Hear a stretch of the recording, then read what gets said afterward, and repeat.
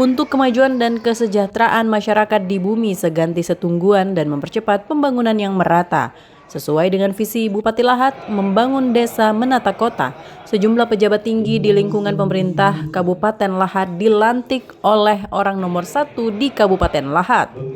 Sejumlah pejabat yang dilantik antara lain Dr. Insinyur Haji Izro Maita, MSI sebagai Sekretaris Daerah Kabupaten Lahat, Haji Chandra SHMM sebagai staf ahli Bupati Bidang Kemasyarakatan dan SDM, Subranuddin SEMAP sebagai Kepala Badan Penelitian dan Pengembangan, Ekman Mulyadi Esos sebagai Kepala Dinas Pengendalian Penduduk dan Keluarga Berencana, Mirza Azhari ST sebagai Kepala Dinas Sosial, Insinyur Jefran Asyaputra ST sebagai Kepala Dinas Pekerjaan Umum dan Penataan Ruang, Limra Naupan STMM sebagai Kepala Dinas Perindustrian dan Perdagangan, Dr. Hasperi Susanto SPDMM sebagai Kepala Dinas Kepemudaan dan Olahraga, Ahmad Sudihadi SEMSI sebagai Kepala Dinas Pemberdayaan Masyarakat dan Desa,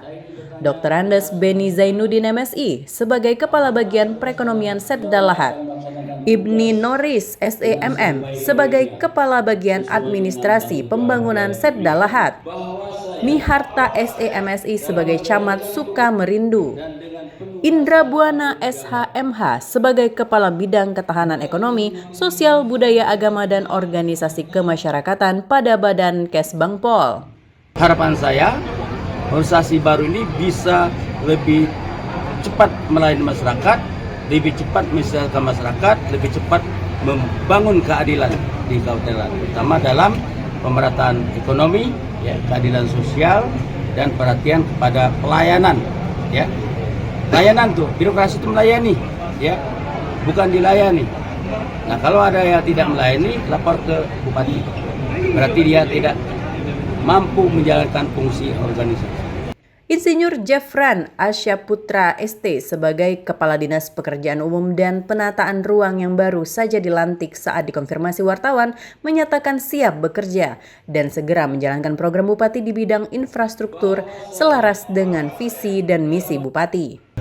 Visi Pak Bupati dan Bupati membangun kota, membangun desa, menata kota.